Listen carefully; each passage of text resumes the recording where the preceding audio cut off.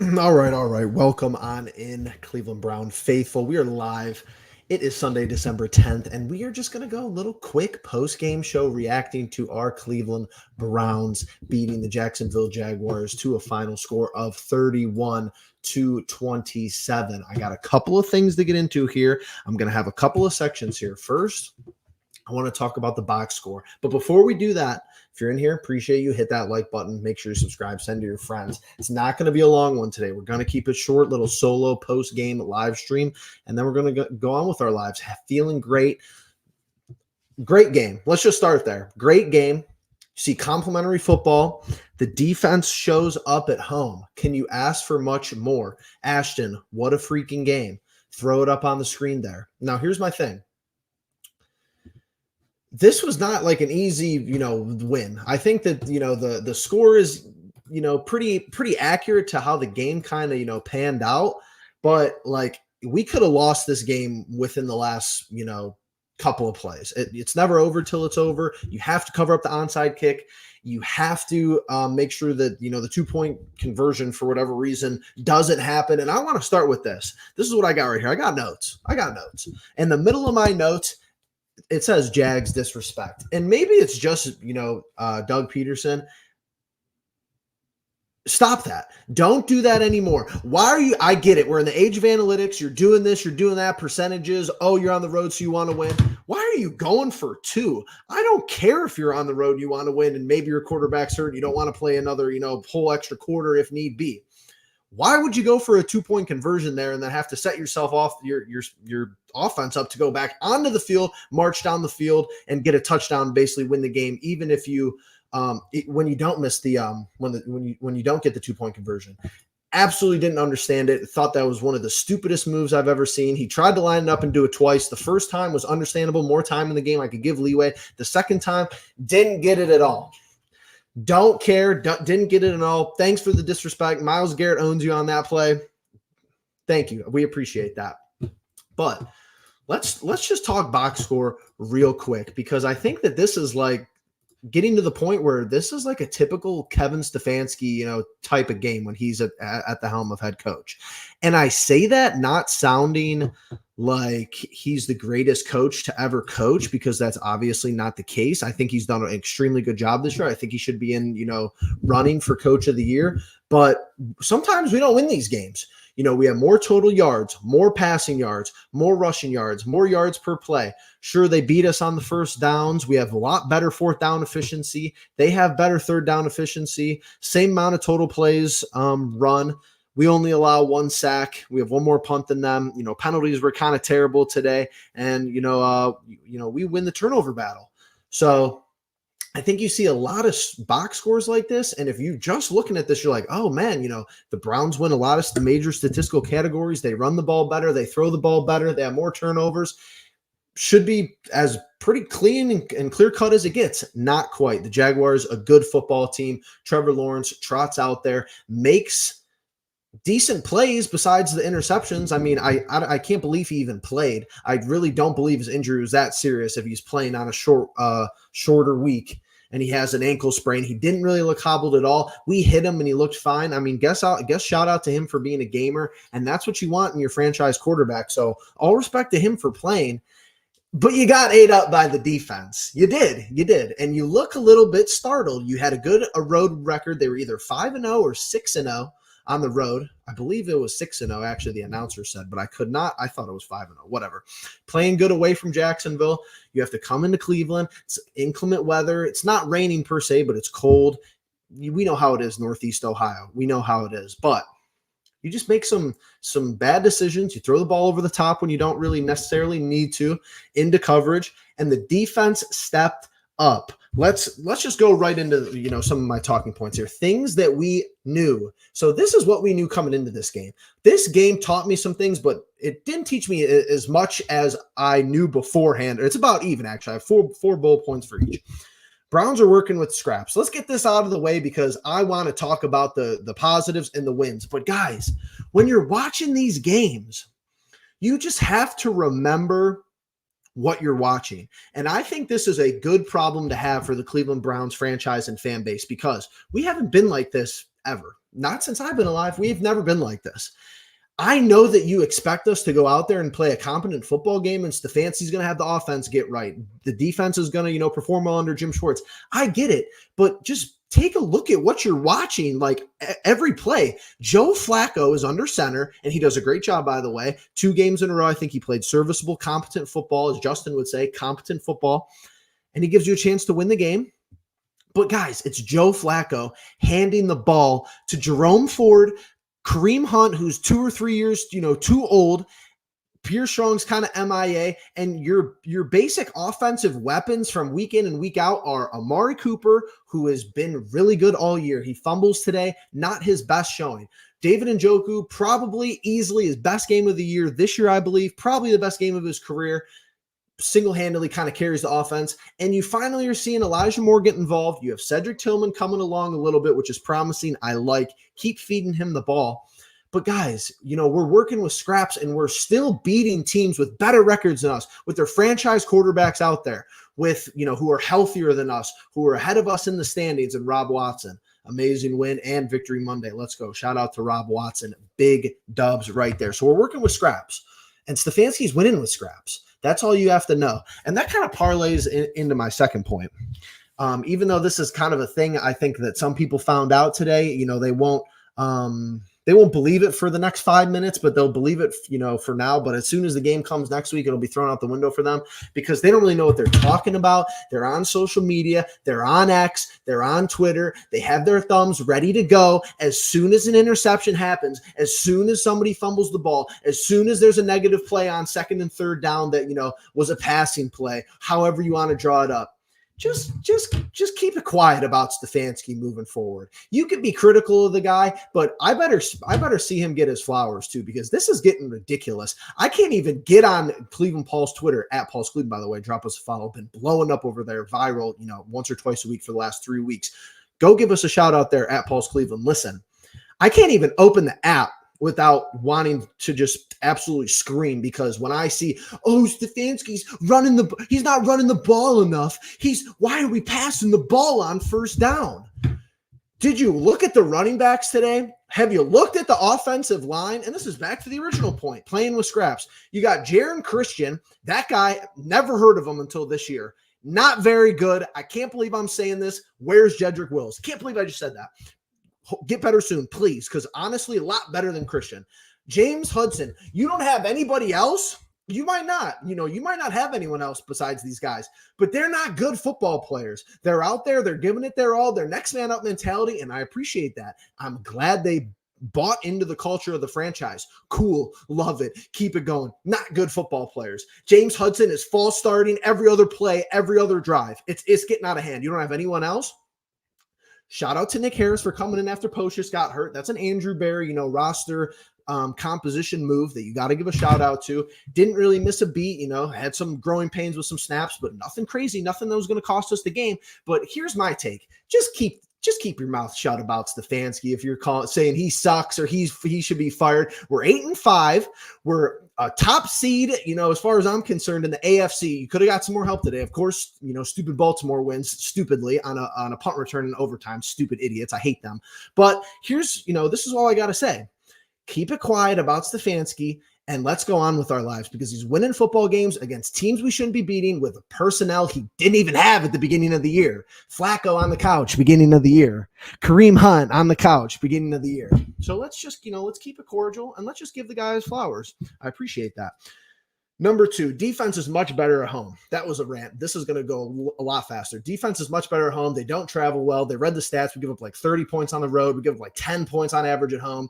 Defense plays a lot better at home. You win home games. The crowd has been amazing all year. It sounds loud on TV. And the game I went to, even in the suite, it was loud. Let's keep it going. Myles Garrett held every play. You know what? I thought the refs did a pretty good job today. I'm going to believe it. The refs, decent. They give us, I think, a call that, could have went either way, pass interference. And then the Walker pass interference was just an awkward play. I didn't really blame them for that. But I know it happens, and I know it happens every week. I'm not ignorant to this. I just don't like to comment on it, because what are you going to do by commenting on it? But this TV broadcast today, Every back angle they're going to of Trevor Lawrence, like looking at the back of his jersey, Miles is getting held up here, right here. Every play, I felt like he was getting held. And Blake Hance, that guy is that guy's not blocking him. You can't tell me they didn't throw one flag for holding against Blake Hance. That guy's, he played for the Browns. He's not that good. Another offensive line who's not that good. Nobody's really that good to be stopping Myles Garrett on a consistent play-to-play basis. And the man isn't even 100% healthy. So he's getting held every play. I don't want to harp on it because you win the ball game. Dustin Hopkins equals game changer. That's my final bullet point for things that we knew. It was reaffirmed today. That was kind of a risky, ballsy play call, I think, to kick that field goal. But you put confidence in your kicker. You could have punted that ball away, and you probably don't get much heat for it. And, whatever happens, happens. But he pretty much puts the icing on the cake for you, changes the game in a positive way because, hey, you go up 2 scores. Your defense has less stress. You don't have to be perfect all of a sudden. Jim Schwartz could get more creative. And yeah, I thought that was, game ball to Dustin Hopkins, seemingly as always. All right, let's go to things we found out. And these are a little bit more interesting because I don't know how much more we can find out about this team. We know they know how to win. We know they're gritty. We know they play good defense at home. We know that the play calling is, pretty much good enough week in and week out to lead us to victory is the hopes. So it's like, how much more can you learn about this team? But I found some items. Flacco could still play. I know this is going to be like, you know what, Jeff, this is kind of, obvious. Like we just seen it the last 2 weeks. This man could still play. He could still roll out of the pocket. He could still avoid pressure. He could still sling the ball with the best of them.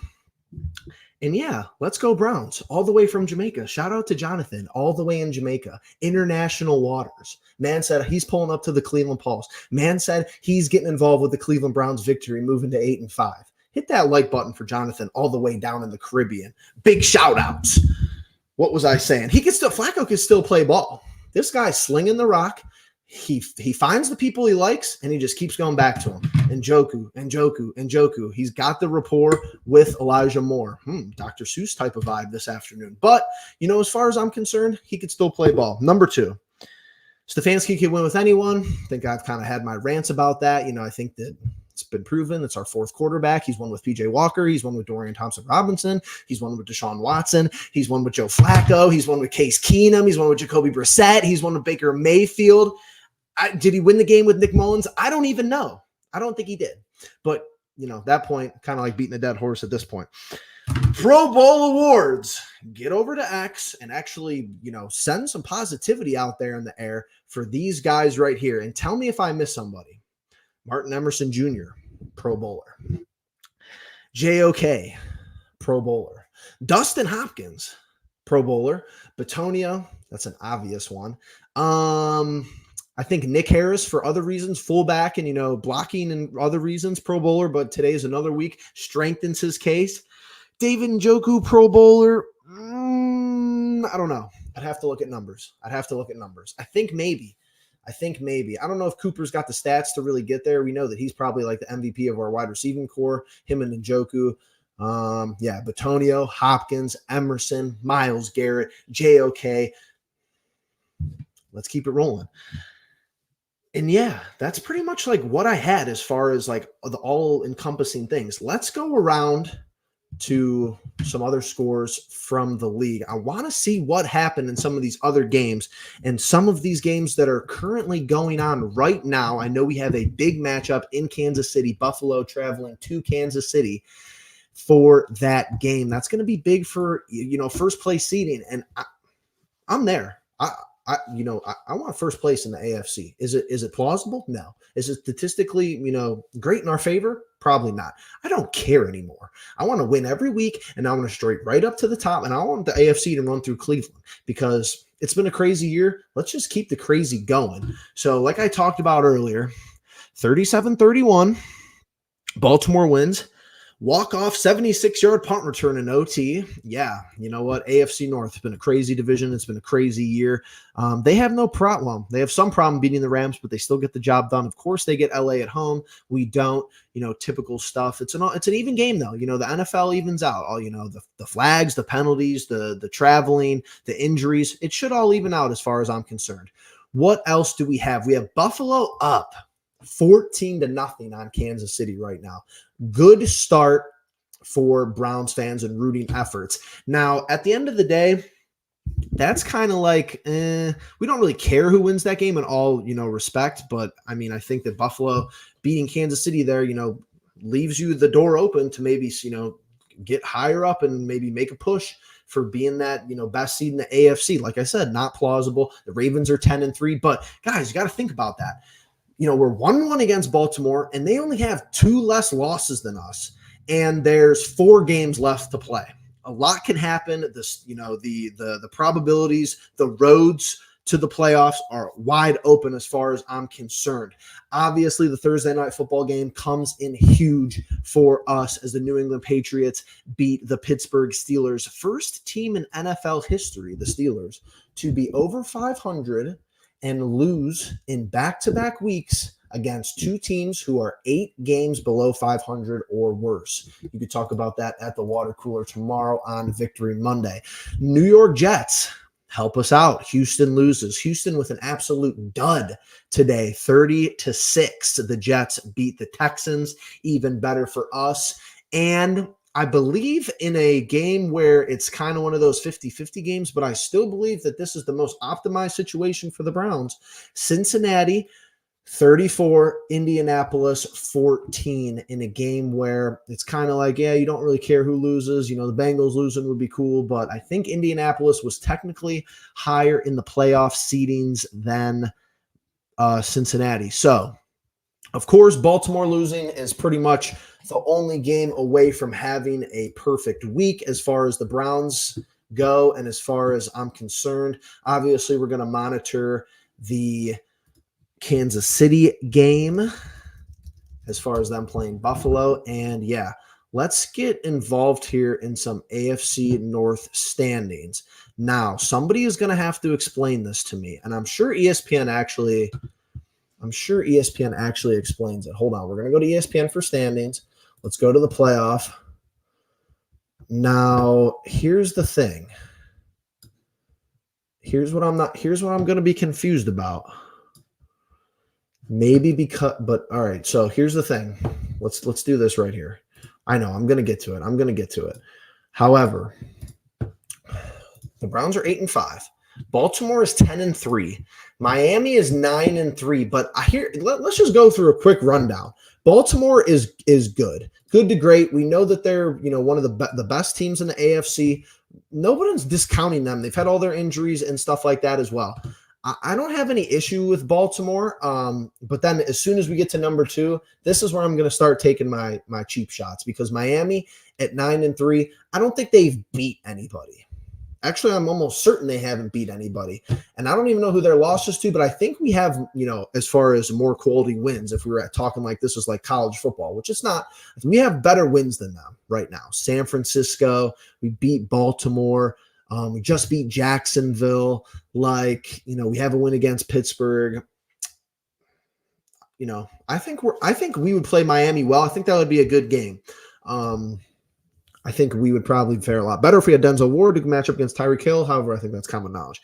Kansas City, down year for Kansas City, which is crazy that 8-4, they still have an opportunity to go to 9-4, is a down year for them. We know Mahomes isn't playing up to his standards. We know that their offense has been somewhat lackluster in games this year. Their defense has actually overperformed, probably kept them in some games, but they're in the 3 seed. Respectable, kind of earned that positioning. Now, we just beat Jacksonville.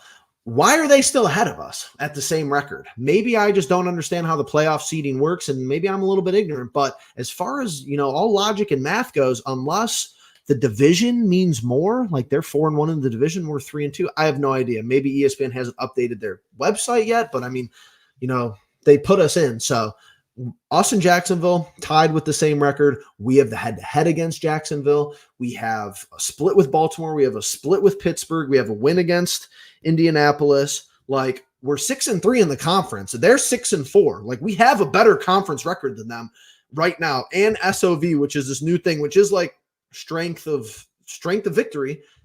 They are taking this into consideration, and we have the best in the top 5. So let's highlight that number. Let's get that out there. Probably going to get tweeted later. Division leaders get 1 through 4. I'm losing my mind. Ashton, I'm losing my mind. I forgot that they were in the division. Holy crap! Might too much bubbly before the live stream, but yeah, I think they should get rid of that. I know they won't, but they need to get rid of that because I think they should just go to the best records in the conference. But Jacksonville's leading their division. What does their division look like though? Nobody. Indianapolis is behind them. Pretty much it. That division's tight though. That division's tight, and yeah, Bucks 6 and 7. Yes, because that the winner of that game today was basically going to be in line to lead their division, as far as I'm concerned, because it was Tampa Bay and Atlanta. So yeah, we know that division's trash, but we're the first wild card seed, and here's the thing. I know this is going to be a crazy prediction because Miami's still in there. And Baltimore is obviously 10 and 3. I think if the Browns do their job these next 4 games, I think the winner of the AFC North will be the 1 seed. I think that the winner, I think let's say we leapfrog Baltimore. I think we'll be the 1 seed. I know that sounds like a hot take right now, and I don't really see us leapfrogging Baltimore because they just find ways to win games, and they know what they're doing. And even in a game like today where they didn't even play that well, they still win in overtime against a team that we couldn't handle. I know it's different circumstances. They were at home, we were on the road, but they still have their starting quarterback. That's my thing with this top 5 teams. Baltimore has their starting quarterback. Miami has their starting quarterback. Kansas City has their starting quarterback. Jacksonville has their starting quarterback. He's hobbled. But after that, nobody does. These next 4 teams, we're on Joe Flacco. Pittsburgh has probably no idea who they're going to play this upcoming week. I think they're either, is Pickett going to be healthy? Is Trubisky going to play? Is it Mason Rudolph type start? Cincinnati's won 2 games in a row with Jake Browning. And then obviously Anthony Richardson has been out all year. Gardner Minshew's trying to will that team to some sort of playoff berth. But it looks like their chances are kind of dwindling. But yeah, Cincinnati far from dead. We know that the Steelers are far from dead. Even they're in turmoil. We hold that first wild card spot. Shout out to Ashton for reminding me that it's the division leaders. Lost my mind there for a second, but good win today. 8 and 5 through 13 games, 14 weeks. We got 4 left on the schedule. Let's do a little schedule talk before we wrap up here. We're not going much longer than 30 minutes because talking solo, sometimes you lose your mind. Sometimes, you lose your brain cells. We are at home again next week against Chicago, a team that is not very good. A team that, frankly, the Browns, even on their 4th string quarterback, even with Joe Flacco, we're more talented than them. I think that I don't know if that's really a hot take. I don't think it's a hot take at all. I think we're a little bit better than them. And after that, we play Houston on the road in Houston. So we have another home game that'll give us 2 home games in a row. Then we play at Houston. Then we are home for the Jets. And then we're on the road in a final game on January 7th against the Bengals, which is to be determined for the time. And that might be like a weird, does that game get flexed? Does that game, mean a lot for the standings? It obviously could, depending on the trajectories of both of these teams. Like I said, Cincinnati 2 wins in a row with their backup quarterback. But I think even Browning got hurt today from what I was seeing, scroll across the bottom of the game. I think they were all the way on like AJ McCarron or somebody. So kind of another team in absolute turmoil as far as a starting quarterback position. Who knows who we play for the Jets game? The second last week of the season. Is that Zach Wilson? Are they dumb enough to put Aaron Rodgers out there? I don't know. You assume you're getting Fields next week. You assume you're getting Stroud 2 weeks from now, which isn't going to be an easy defensive task. I know they dropped the ball today, only put up 6 points, but that's not their norm. That's not their average. So who else should we look at? Let's look at Baltimore. Let's look at Baltimore's schedule, and then we'll wrap it up here. So Baltimore, I think their schedule is harder moving forward than ours because we've already got some of these teams out of the way. So let's look at their last 4 games. Then we're going to wrap it up, do some final thoughts. And yeah, we're going to enjoy the rest of our Sunday evening. And then we're going to enjoy Victory Monday. But okay, here we are. Baltimore, last 4 games. Teams that we've already played, teams that we've already beat, some of them. They play Jacksonville in Jacksonville next Sunday. That's a Sunday night football game. Then they have to go to San Francisco the week after that and play the 49ers. Then Miami, then Pittsburgh. Yeah, I want the first seed. I want the first seed. If they split those games, if they win 3 of those games, tip your cap, give them the first seed in the AFC, and they can defend home field all the way throughout the AFC playoffs. That's fine. That's perfectly fine. Go out and win a game next week in Chicago. At home, against Chicago. Who knows what happens in this Jacksonville-Baltimore game? Kind of a win-win for the Browns, kind of, because, they're beating up on each other. Obviously, you want Jacksonville to win that game, obviously.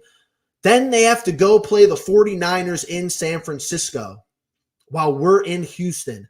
Much cleaner, much easier matchup for the next 2 weeks for the Browns versus Baltimore. Perfect. Absolutely perfect. All right, guys. Well, I got through everything I wanted to get through. Great team win. Defense showed up with the turnovers. Flacco showed up with the offense, and Njoku, Elijah Moore getting in there, Tillman getting involved.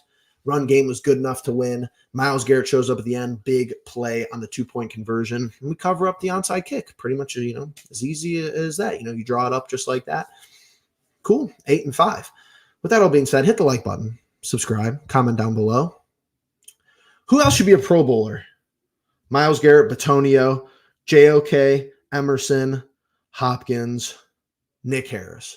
Those are my preliminary things. I'm taking a rain check on Njoku. If he keeps it up, probably. But I'm taking a rain check on him. Everyone else, I think, is a personalized guarantee. Huge play by David Bell. Absolutely. Absolutely getting loose in that secondary. It was a huge touchdown, that 4th down play. Shout out to Stefanski for going for it. Joe Flacco with 100 win of career regular season. Whoa. Little tidbit from Chris Bishop. That's pretty cool. I'm in for that. Well, shout out to everyone who's in the chat. Ashton, as always, Rob, John, all the way from Jamaica, Chris at the end. Appreciate every single one of you. Make sure you're subscribed. Make sure you're sharing our channel. Follow us over on Twitter at Paul's Cleveland. And yeah, that'll do it for me. See you guys in the next one. Peace.